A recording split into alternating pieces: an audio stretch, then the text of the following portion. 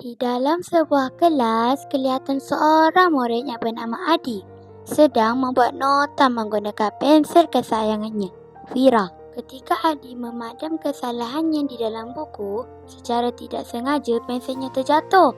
Maka, di sinilah bermulanya sebuah kisah yang bertajuk Adi dan Wira. Saat pensel itu terjatuh ke lantai, sesuatu yang ajaib mula berlaku.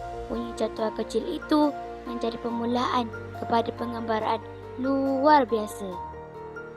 Penggambaran Wira berlaku apabila dia belum menduduki peperiksaan. Dia berusaha bersungguh-sungguh namun hanya memperoleh grade C. Walaupun kecewa, dia tidak berputus asa. Dengan semangat berdaya tahan, Wira terus belajar dan berusaha sehingga berjaya memperoleh grade A. Selain itu, Wira mula meneroka pelbagai ilmu melalui buku, bertanya soalan dan berfikir untuk menyelesaikan masalah yang dihadapinya. Dengan ilmu yang diperoleh, dia berjaya menjawab soalan yang diberikan oleh guru. Waktu Wira hendak ke depan kelas, dia terjatuh.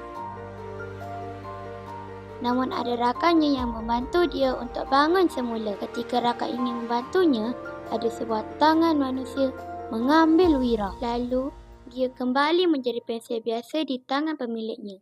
Adi tersenyum, lalu memeluk pensel kesayangannya kerana gembira menemuinya semula. Akhirnya, Adi dan Wira memahami bahawa murid yang hebat bukan sahaja rajin berusaha, malah sentiasa menambah ilmu pengetahuan dan menggunakan pemikiran kritis untuk menyelesaikan masalah.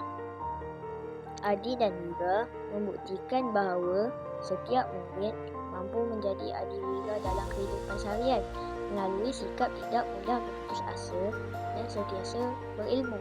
Malah, kenangan dan kasih sayang daripada insan tersayang boleh menjadi sumber kekuatan untuk terus melangkah ke hadapan. Ingatlah kawan-kawan, pensel itu bukan sekadar alat menulis, tetapi simbol impian dan harapan.